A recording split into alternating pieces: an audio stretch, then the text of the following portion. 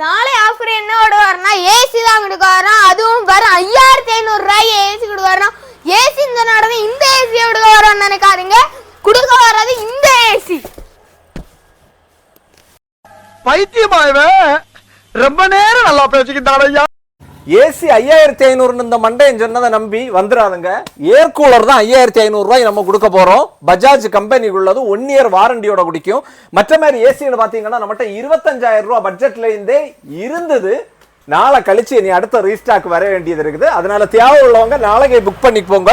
இல்லாம நம்ம கிட்ட பாத்தீங்கன்னா எல்ஜி இருக்கு, வால்டாஸ் இருக்கு, சாம்சங் இருக்குது, கோத்ரேஜ் இருக்குது, ஹையர் இருக்குது, வேற ப்ளூ ஸ்டார் இருக்குது, டிசிஎல் தான் நாளை கழிச்சு வர.